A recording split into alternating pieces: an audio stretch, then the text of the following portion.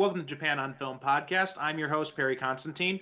I'm an author and teacher who's been living and working in Japan for over 10 years now. And each week I bring on a guest and we talk about a different Japanese movie. And today I've got a brand new guest to the show, and that is Nathaniel de Bel. Nathaniel, how are you today? I'm very well, and thank you very much, Perry, for having me on. Oh, it's my pleasure. Now, what I like to do when we bring on new people is like to give you a chance to kind of tell the audience a little bit about yourself.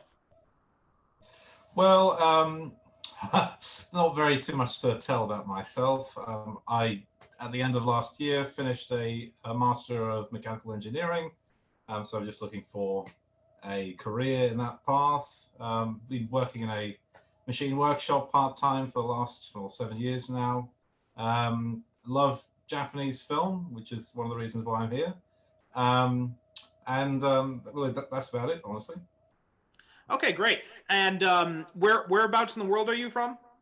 I'm in Melbourne, Australia. Okay, good. So how's the weather over there? Because it's summer over there for you guys right now, isn't it?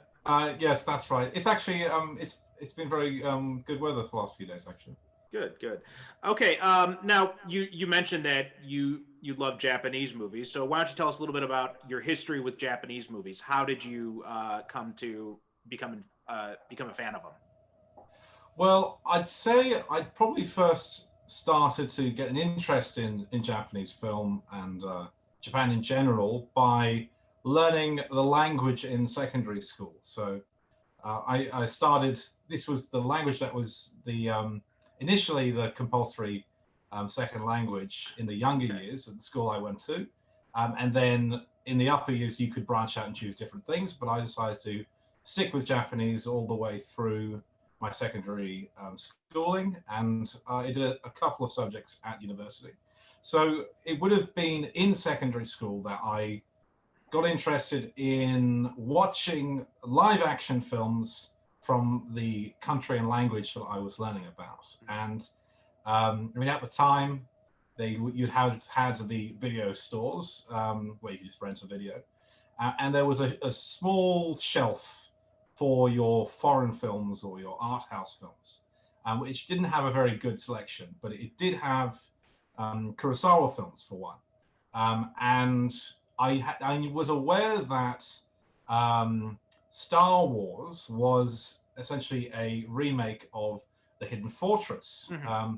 So I saw that on the shelf and I watched it, and I really loved it. And I watched through all the Kurosawa films that they had in the video store, things like Seven Samurai, Yojimbo, Sanjuro, and that's really where it started. And I'm a big film fan in general. I watch more than just Japanese films. Mm-hmm. But I'd say of the non-English language films I watch, the Japanese language films are definitely the largest proportion of films. And I have a sort of big interest in trying to track down interesting and not very well-known ones, trying to get a copy, which was part of the reason why I brought the film that we're going to be talking about today to you, because I did notice it on your list, and it was one that I've had on my shelf for the last couple of years, and I thought it'd be a great opportunity to watch it and have a discussion about it. Yeah, that was a good idea. In fact, we had just picked up this movie. My wife had just picked it up about I think maybe a few weeks ago or maybe last month, and she mentioned the whole fact that Ken Takakura is in it, and that was like the big selling point. That was the big interest that she had in it, and I know him from Sidney Pollack's The Yakuza movie that he made, which was I believe it was the first English language movie that had an Asian star get top billing in it. Whereas before that, the Asian stars were never considered main characters. They were only considered supporting characters. It was like even when oh god, I'm blanking on Toshiro Mifune, when he was in Red Sun, like even that he didn't have top billing in that. Yeah. I think I've seen Red Sun with Ken Takakura.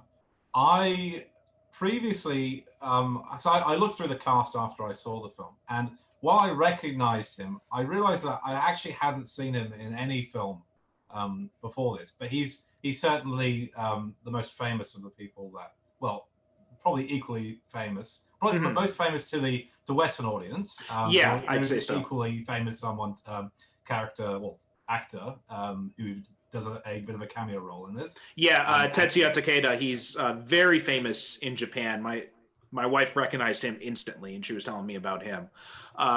Also, to Western audiences, you have Kaori Momoi, who plays Akemi, who would be familiar because she's been in some English language productions as well. She was in Memoirs of a Geisha, for example. Right. Yeah. A lot of the actors, probably with the exclusion of Ken Takakura, were your frequent collaborators with Yoji Yamada, the director, and they would have appeared in a lot of the films that he worked on, especially the "It's Tough Being a Man" series, which is what Tetsuya Takeda is most famous for in Japan. Yeah, was that the? There's also was that the Tora-san series? Or was that the Tora-san series. Okay. Yeah. The in English it's known as the Tora-san series, and in Japan it's Tough Being a Man. Okay. I wasn't aware of that. Okay. All right. And so was this your first time watching this movie, or had you seen it before? Yeah, it was my first time watching it. So I watched it last week, and then I watched it again last night, just to remind myself, and so that I wouldn't have forgotten too much about it. But yeah, it was a really interesting experience because I didn't know anything about the film when I bought it, and even when I watched it. And to my delight, it was in fact a road movie, and I don't think I've seen any road films from Japan before. There have been a few. We just, in fact, in the last episode right before this one comes out, we talked about Kikujiro, which is also kind of a road trip movie directed by Takeshi Kitano. I think I've got that on my shelf. It's one I haven't seen yet. Yeah. It's a little bit slow, but it's pretty good. It takes a little bit it takes a while to kind of get to some of the points. It has a lot of Kitano's very long takes of things he likes to do a lot in his movies, but it's an interesting change from some of the usual stuff he does, especially at that time period. So with respect to the director Yoji Yamada, I know that you've covered one of his films on the podcast. In fact, prior to watching this film, I went through quite a few of your episodes, and this one in particular, the Twilight Samurai. And I've seen the Twilight Samurai, but it would have been probably a decade ago. But I mean, listening to your conversation, I was surprised by how much I actually remembered from the film. And my Japanese isn't too good, but usually I know that in your format you include a clip from the films that where you're showing. I used to. We actually, we haven't done that. Yeah, we changed that format with I think it was either this season or last season, just because there were some of the movies that I didn't have access to anymore, so I wasn't able to. And I figured it was just better to leave it out then. Yeah, and what I was trying to get at was that when you started playing that clip from the episode, I instantly recognized exactly where the movie was from, and I was surprised. I sort of was surprised that I actually remembered that this is towards the end of the film when he's having a discussion in the house with the samurai who's been sent to kill, and then he becomes quite irate at the idea that he's actually sold his sword and he's only got a wooden sword, which creates synopsis for the end of the film. So while I probably not too familiar with Yoji Yamada's work, I was surprised by how much I remembered from him. I have seen, like we were discussing before, a couple of the Tora-san films. The first one, It's Tough Being a Man, and also the sequel, the first sequel, the what's known in English as Tora-san's Cherished Mother, or in Japanese, it's essentially It's Tough Being a Man continued. Mm-hmm. While I first watched the first one last year, and I didn't quite click with me. I knew it's such a long running series of I don't know. There's been more than 40 films, most of them directed by Yoji Yamada, the rest of them written by him as well. While I knew it had such a big sort of cultural aspect to it in Japan, it didn't quite click with me. But when I watched the second film, it sort of started to all make sense why this has become such a cultural icon. Sort of having this sort of cast of recurring characters led by Kiyoshi Atsumi, who is sort of a bit of a man out of his place in a changing Japan, sort of not quite fitting in, and sort of dealing with some central issue in the films. And so I sort of got an appreciation of them, and so I'm looking to probably watch more of Yoji Yamada's films in the future. Well, it's funny you mentioned that, because now that you mentioned that about finding a place in a changing Japan, that was very much a big theme in Twilight Samurai. And for anyone who is curious, we did cover it. It was in season 4, in episode 3 of season 4, episode 28 overall. And that was when we had Connor and Michael from the KMP podcast. We did kind of a team up episode to talk about Twilight Samurai there. So if you're interested, you can go back and listen to that episode. But now that you mentioned that theme was also in the TV show, and it was in Twilight Samurai, and now that I'm thinking about it, there's a bit of that in this movie as well. Not quite as dramatic as the changing Japan, but it is like, this idea of trying to find your place in the world is something that really drives Takakura's character in this, who his character's name is Yusaku. And are you familiar with the background behind this movie, about what it's based on? Yes, I looked this up. So, well, actually, in the opening credits, they say are based on a story by Pete Hamill, who was an American author. Well, it's a bit more complicated than that. Yeah. In fact, he wrote this short story that was essentially just a take on a folktale that had been told to him as a periodical in a newspaper. And that story was essentially turned into a song by Tony Orlando and Dawn, known as Tie a Yellow Ribbon Round the Old Oak Tree, right? Which I previously wasn't familiar with. But okay, I remember hearing that song when I was a kid. So that was, so I didn't even realize that connection until also doing research for this episode, and I found that out. I'm like, oh, okay. So yeah, that was turned into a song, became very successful, and I think that must have got its way to Yoji Yamada and the production team, and it was loosely adapted. I mean, it follows all the beats of the story, right? But I don't really think it is actually that necessary in the film to really have this tying together, because it's quite it all comes really to a head only towards the end of the film. And I quite valued more the interactions between the characters, and the way that Yoji Yamada sort of tries to establish a sense of these characters, and creates this amazing picture of Hokkaido as well. But I mean, this folktale, about a yellow ribbon, I mean, that dates back a previous few decades in America. I mean, the idea of a yellow ribbon, or essentially something to that effect. I mean, there's a sort of hundreds of years of history of songs and stories of the like, having a yellow ribbon to sort of remember someone who's away from you, or welcome someone home, to that effect. I know that it became popular as a cultural icon in the US. I mean, following the success of Tie a Yellow Ribbon Around the Old Oak Tree, I think it was used during the Iranian hostage crisis that would occur. I think it was 1980s, early 1990s. So it has had a cultural impact, which has made its way to Japan.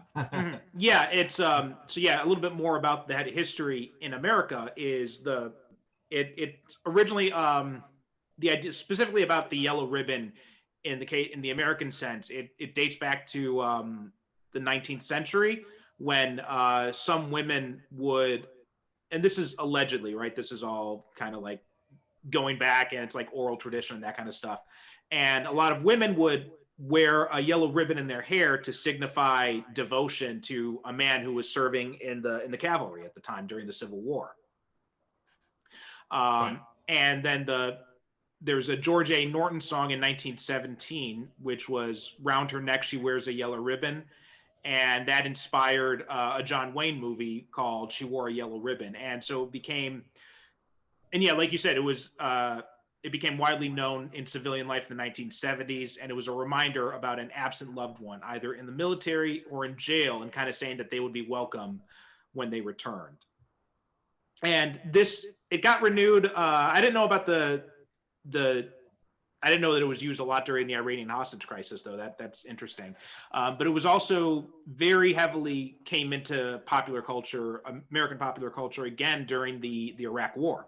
A lot of the support our troops bumper stickers and all that, they all featured yellow ribbons on them, and yellow is the official color of the U.S. Army branch. And so yeah, it was like you said, it was Pete Hamill who was wrote this story for the New York Post called "Going Home," and it was some college students on a bus trip in Florida. They made friends with this ex-con who was watching for a yellow handkerchief on a roadside oak. And Hamill said that he'd heard it as an oral tradition. Later, it was published in Reader's Digest, and ABC did a dramatization of it starring James Earl Jones as the con. And then obviously you had Yamada's film, and there have been, I think, like at least two movies in America based on this concept too. Two other movies after the James Earl Jones ones. There was Yatra, and there was the Yellow Handkerchief. Yatra was a Malaysian film, it looks like, but then the Yellow Handkerchief was independent drama film, and it was specifically a remake of the Yoji Yamada film with William Hurt and Maria Bello and Kristen Stewart. And it seems like it's gotten really, I never heard of this movie, but it came out in 2008, and it's gotten some decently favorable reviews on it. So, but other than that, I don't know much about it. No, I mean, yeah, it's sort of a classic trope of Americans remaking films from other languages. Well, this is one of those interesting tactics, because this is one of those situations where Japan takes something from America and then America takes it back, which we saw that happen with what was Yojimbo. That was very much the whole situation where he took it from Dashiell Hammett, and then Sergio Leone then makes it into a Western. Yeah, exactly right. But I mean, the American film industry, it's huge, so it's unsurprising that not every film that comes out is remembered 10 years later. Right, yeah. Especially when it's a more independent film. So what were some of your thoughts watching this movie? And because you watched it twice, so did anything really kind of jump out at you when you were watching it? Well, initially, because the film starts and you're following the character of Kinya Hanada, played by Tetsuya Takeda. Right. And I had some trepidations, especially because of the way that he's portrayed in the early part of the film, because his girlfriend has recently left him, and he essentially quits his job, buys a new car, and travels all the way to Hokkaido, and immediately he sort of parks right next to a station and tries to pick up women. And this is his intention is very obvious to the audience. And as the audience member, you're left in this uncomfortable position of seeing him try to manipulate women for one purpose, and while trying to disguise that purpose. Right. And so I found that quite uncomfortable to watch. I thought, I don't know where this is going to go. I mean, the film really started to open up when Ken Takakura's character becomes more of a present in the narrative. So I thought that was quite interesting. But I don't think Yamada is sort of on the side of the Kinya Haneda character. I think it's very clear that the audience should sort of be uncomfortable with what he's doing, especially in the context of a character he's trying to manipulate into sleeping with him, Mitsue Shima, who you see in a flashback. She works as one of the attendants on a bullet train, and her boyfriend has recently just broken up with her. Well, that's Mitsue Shima is Yusaku's wife. Yeah, you're talking about Akemi. Akemi Ogawa. Sorry. So Akemi Ogawa. So she works on a bullet train. Her boyfriend's recently broken up with her, and you see this moment where she's breaking down. Like, she starts crying, and then because she's from Tokyo. So she travels to sort of Hokkaido to clear the air from her previous relationship. Because I'd seen Yamada's previous films, I mean, a decade earlier, the Tora-san films, I was paying particular attention to see what would distinguish this film from his previous films, because between 1969 and nearly the release of the Yellow Handkerchief, which is 1969 to 1977, nearly 10 years. He essentially does pretty much just keeps on doing these Tora-san films. Yeah. And the way that they're shot, it's quite traditional. It's very set bound, very sort of wide shots usually. There's not too many close-ups, but in this film, there's a lot of close-ups, handheld camera work. So you're really in the face of the characters. I mean, the camera is essentially sitting in the car that they're driving along, or looking into the car through a window. And I thought that was really interesting. I thought maybe the cinematographer was different, and actually no, it's exactly the same. It was Tetsuo Takaha who essentially collaborated with Yoji Yamada through essentially all of his films up until his death in the 1990s. So yeah, that was something that I found was quite interesting, that this felt very different from the films I'd seen of his previously. I wonder how much of that was maybe mandated by the networks or something along those lines, because they may have had, strict ways that it has to be filmed. Because I've noticed when I don't watch a whole lot of Japanese TV shows, but I have noticed whenever my wife watches it and I, clue in here and there, that there is a lot of similarity in the way they look. Yeah, I haven't watched very many Japanese live action television series. I did have a look around to see if there was anything that looked interesting maybe a decade ago. But I was a little disappointed with the way that they looked. They all looked very reality television, if that makes sense. Yes, and so I that's quite an interesting comment, that maybe there was a studio mandate in the way that those types of films were produced.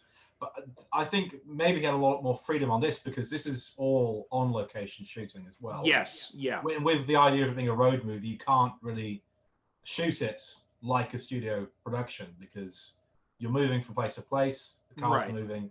So I think he really shows why he's a director to be remembered, because he's actually doing things quite interesting in this film. Yeah, and the handheld camera work especially helps fit for the, and it's not all handheld the entire time, but those moments when it's almost like you're in the car with them and you're going along on the road trip. So it does a really good job of drawing the audience in and making you feel like you're also a passenger on this road trip. But something else you mentioned, and you're talking about the relationship between Akemi and Kenya, and just Kenya's behavior towards him. I was also, looking at it from more modern perspectives, like I was also like cringing a lot watching those scenes. There's also an interesting cultural aspect which again, this is 1977, and even today in 2021, Japan is not the most progressive place in terms of gender dynamics, and it was even worse back then. But Yusaku has this conversation with Kenya where he talks about being from Kyushu, and there's this whole I'm not sure if you know about this, but for anyone else, for you or for anyone else in the audience who isn't aware, there's a whole stereotype about men from Kyushu, from the southern area of Japan, called the Kyushu Danji, which basically means like, Kyushu man. And it's just like this kind of idea of like, the stereotype of the Kyushu Danji is that Kyushu's a much more conservative area. It's much more rural area. So the stereotype is that men from Kyushu tend to be very domineering husbands and that kind of thing. So that's the stereotype. Like in practice, I live in Kyushu myself, so there is some of that, but there's also some, so you get a mix of it. I have definitely met guys like that, but also a lot who weren't like that too. See, I visited Kyushu. I spent a couple of days in Fukuoka and also visited Nagasaki. That was quite interesting that you said that, because I know that Fukuoka has a very famous red light district. But it's quite interesting as a modern viewer to look at his character. But I don't think it's just the case that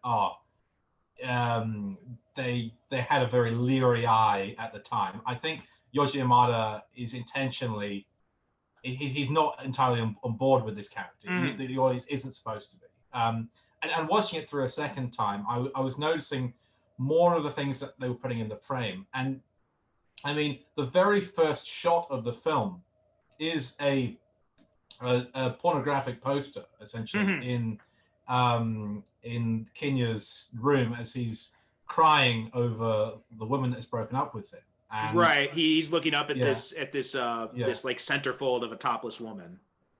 And later in the film, when they are going to the first hotel where he's in the same room as Akemi, while she's changing, he's intentionally giving a look at her, and then he's found this essentially a magazine, a pornographic magazine, which he points attention to as well. So they are intentionally making him out to be, this is quite a perverted character. But he's not entirely irredeemable. I mean, he does show character as the story branches out towards the end. There's more to him than his perversions might indicate. I think you're onto something there with Yamada's intent, because that scene in the hotel room when he tries to force himself on her is really uncomfortable to watch. And you can tell that Yamada wanted it to be uncomfortable for the viewer, like especially with her crying as she does, and this is also kind of like the redemption aspect where he kind of realizes what he's doing in that moment. A little bit. I mean, not enough. He tries a couple of times again. Right. I mean, it doesn't go. It doesn't redeem it all the way though, because I mean, you have Ken Takakura's character walk in, and I was expecting, oh, I'm going to call the police, but it was more like, oh, just be quiet. You're disturbing the other guests. So it's a mix of changing attitudes as well as a comment on poor behaviors as well. Yeah, because you have when Yusaku gives him the speech about being from Kyushu and everything, and he's very much still has this mentality, right? It's like, oh, women need to be protected, and that this kind of like very chauvinistic attitude. I mean, even though he's doing it to try to convince Kinya to change his approach, it still comes across as very very backwards. Yes, yeah, and you do notice with the Ken Takakura's character, there is quite a traditional general, and in the way that he dominates his wife, because he's the one who, asked her to marry for one, also asked to get divorced, so that there's this sort of like, and he acknowledges it, that he was sort of pushing her into these decisions, but it does sort of come around a bit at the end, where it's actually his wife, Mitsue Shima, who has the decision to make at the end of the film. So yeah, it's interesting that the film, it doesn't clearly take one side or the other. It sort of sits in the middle, and it sort of presents a mix of sort of gender roles and values in that respect. Yeah. And yeah, it does, and it is still a little uncomfortable to watch, but I definitely get the point that it's trying to make. If this movie were being made in Japan now, I think they would probably do some things differently, because I was also a little bit disturbed at the end when, even though Kinya has shown himself to not be completely irredeemable, it does feel a little sketchy. It's very easy. Yeah, with him and Nakemi ending up together. It felt a little bit, I remember when we got to that point, I'm just like, this is the guy who tried to rape you. Yeah. maybe not the best one to start falling in love with. Yeah, it's interesting because Akemi's character is portrayed as very closed in the early part of the film. Yeah. But she does open up as a character and becomes very interesting in the dynamic between the three, because she's instrumental in having Ken Takakura's character being invited along the trip, and she shows a lot of warmth as she becomes more familiar with these characters. It's tricky because I didn't feel like they earned the ending that they did with the two characters. Like you said, it does feel a little bit like it's, it does feel a little bit too easy of an ending. I mean, the film doesn't really go. It's not like it has a lot of twists and turns. You can really tell from sort of the outset that the film is going to be quite predictable in the structure and the outcome of the story, and even the poster itself and the name is quite a spoiler for the film. Oh yeah. I mean, it just lays it right out there that what's going to happen in the end of this. Yeah.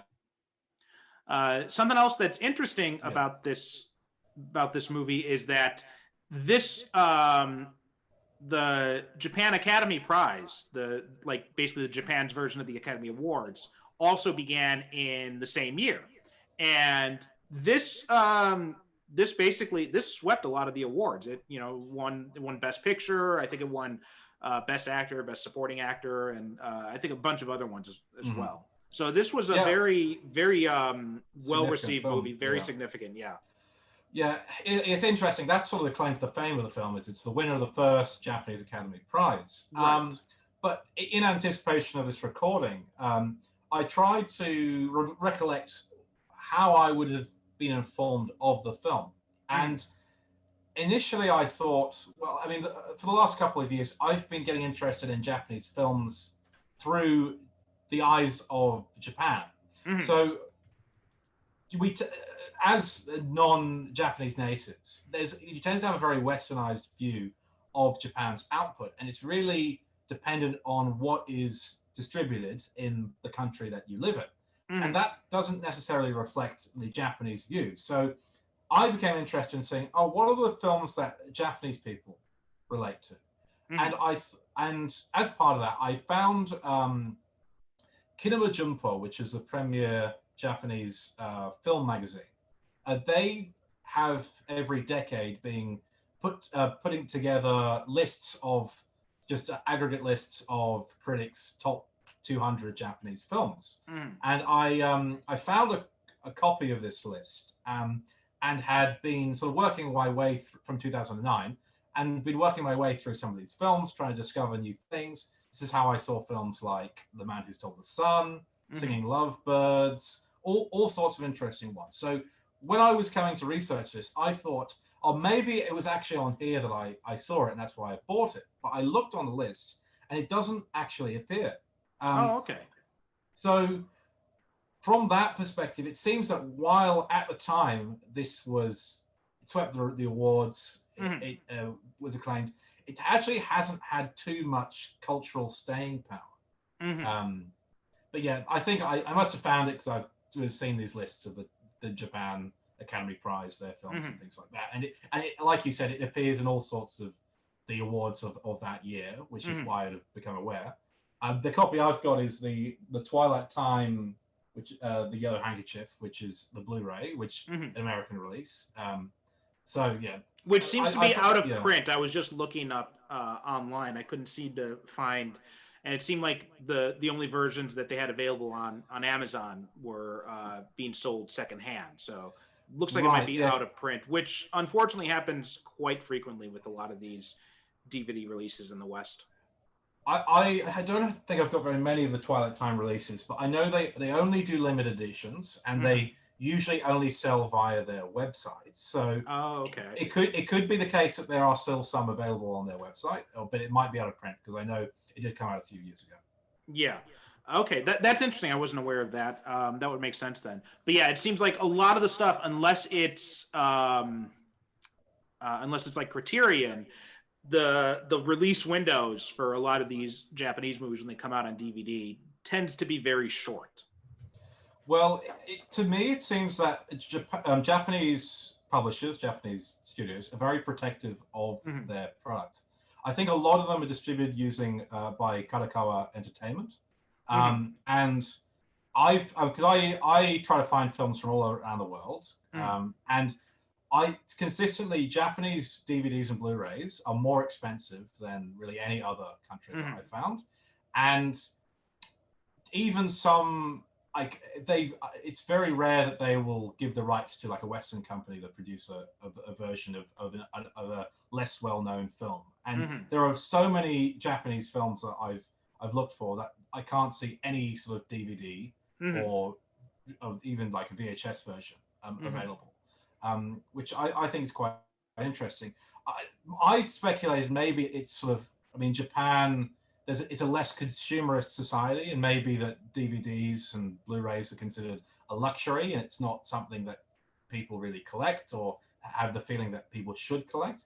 I'm not exactly sure the reason, but that was Well, what I actually, thought. there might be something to that.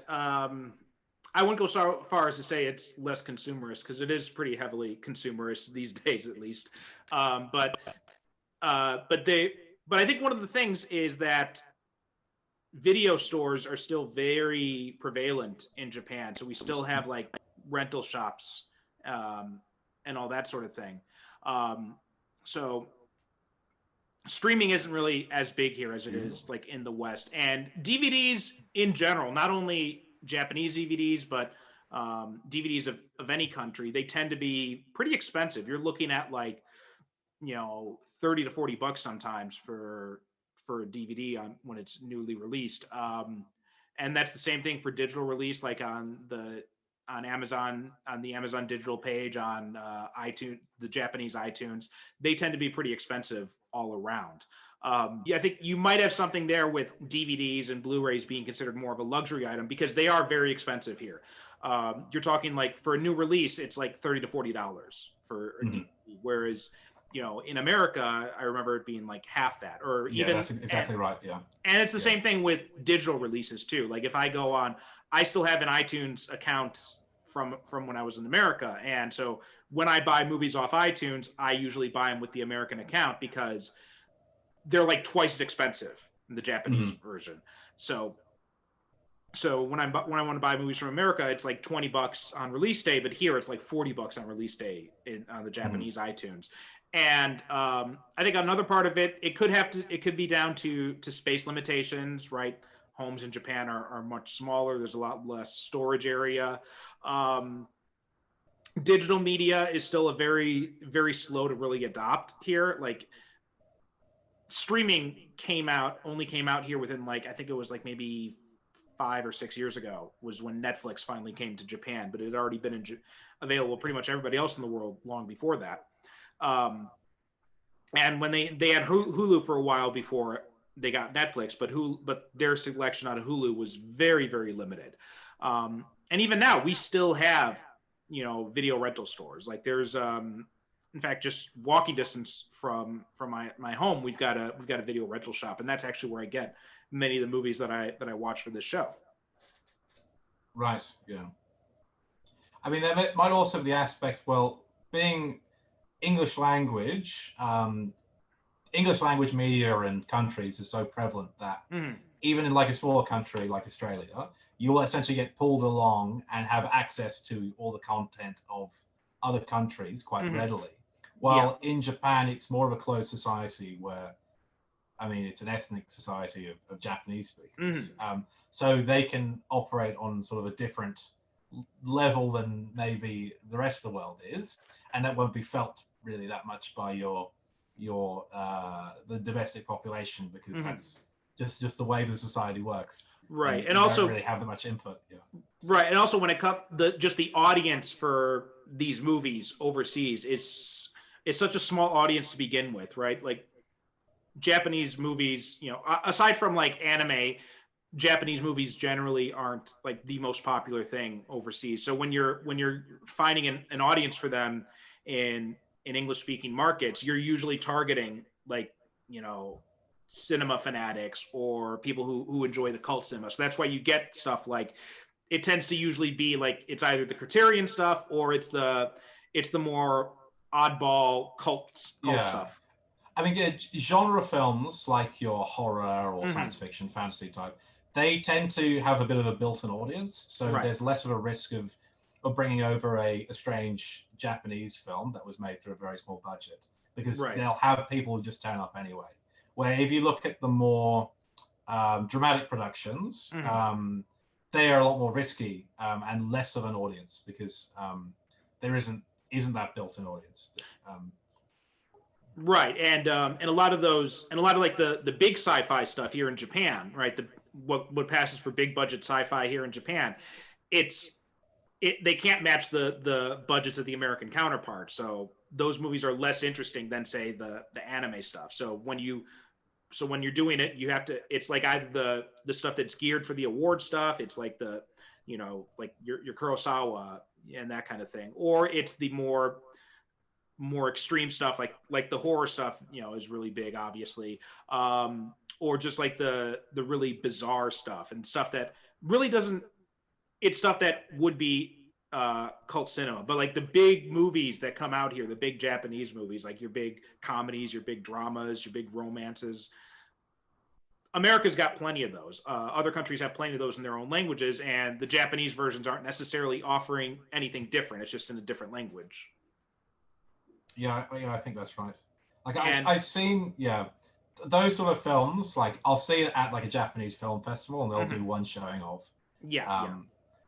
But you won't see those on any sort of general distribution in your cinemas.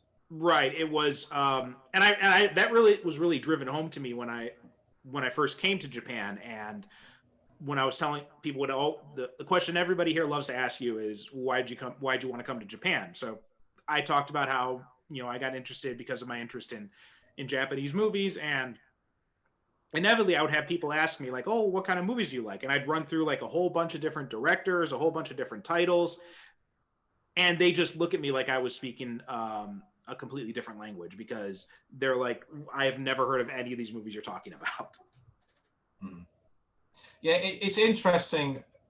Like I was referring to earlier, that you have a very westernized view of Japanese cinema, because really the Western appreciation of Japanese cinema, even just beyond your anime, really started with Kurosawa, because Rashomon was entered into the Venice Film Festival. It won, and his success there pulled his successful contemporaries across.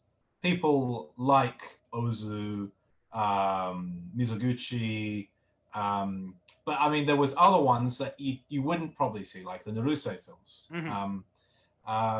So it's interesting how you only get a small quantity of appetizing things that they think will work for a Western audience will come across, and then the rest is sort of just left for Japan to consume. Yeah. And well, even like, you know, big stuff like the original Godzilla, for decades you could never see the original Japanese version. You could only get the one that had Raymond Burr edited into it. Right. Yeah, it's interesting that I mean, I've seen, you often see these copies floating around of all the Japanese films, and then you start watching it and you realize, oh, it's all been overdubbed. The plot could be completely different. It could be cut to something to resemble a completely different film.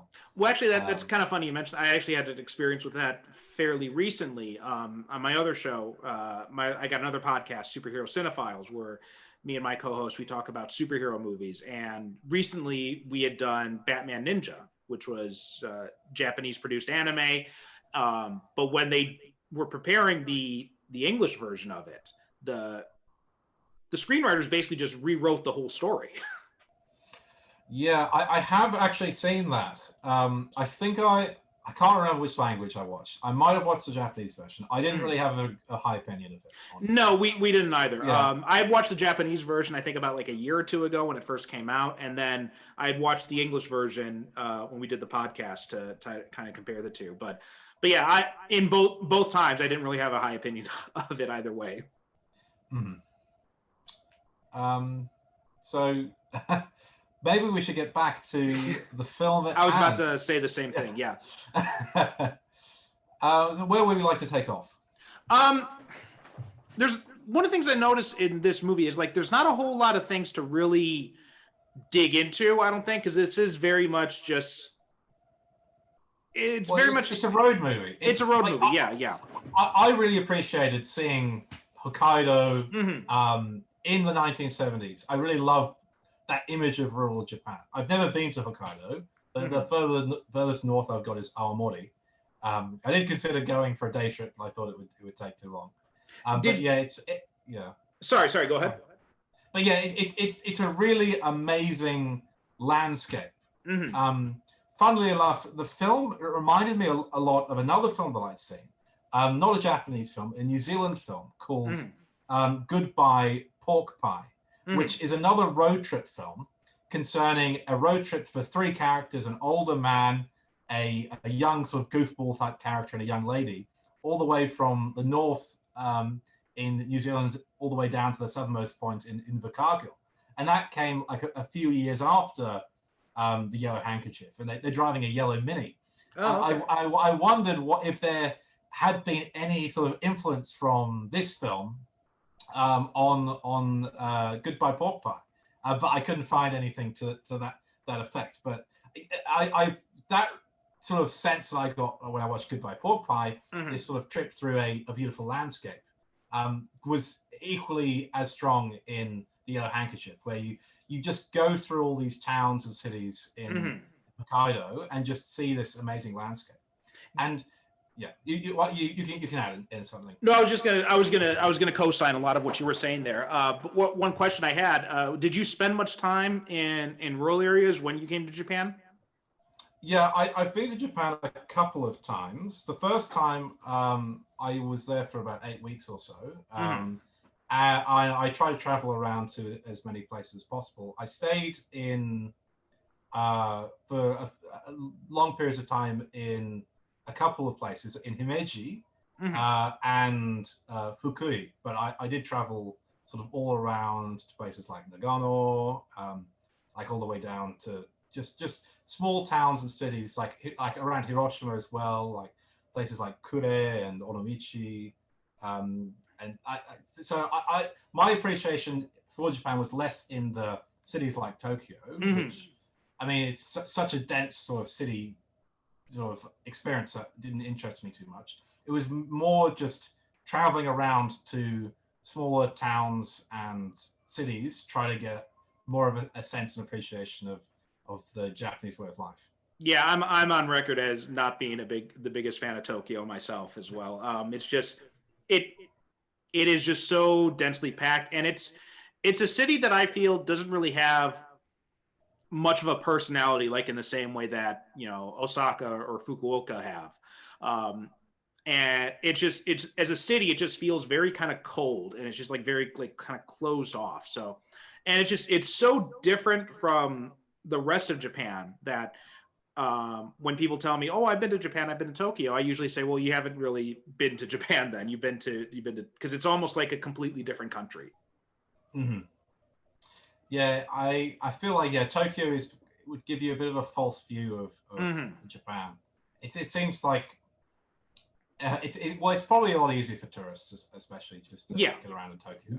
Yeah, because Japan, to some extent, it feels like when the bubble burst in the 1990s, it didn't progress very much in the rural areas for the last 30 years or so. So, going around there, it feels like, oh, this doesn't look like it's changed very much. And the infrastructure and things like that, like being like a cash-based society, those sort of things would be a bit hard for your average tourist. Yeah, the rural areas especially, and just because the shrinking population, because everybody is migrating to places like Tokyo, and you do see that lack of progress reflected. So one of the things that people in other countries always tell me when I say that I live in Japan, they're like, "Oh, it must be nice. You're like living in the future," and I'm like, "Well, not really, no." Yeah, more like the past. yeah, in a lot of ways, yeah. So back to the film on hand. One thing I found also quite interesting was the use of music in the film. So there is a central theme, which I think is a very beautiful theme, but which is quite sparsely put into the film. Most of the music is diegetic, so you hear it out of the radio of the car, you hear it like out on the roadside, like as a traveling performer. And especially in a road movie, when you're trying to take in the landscape, the use of music can be very effective in evoking the atmosphere that you're trying to create. And I think that it was really interesting hearing this music from the 1970s in Japan. The main theme, which is much more an orchestral sort of movement. That's where my appreciation of the film came from, was this sort of this image of Japan and Hokkaido traveling around, as well as the relationships as they develop between each of the characters. Yeah. One thing we probably haven't made attention to is that there's quite a lot of flashbacks in this film, and they're quite effectively done.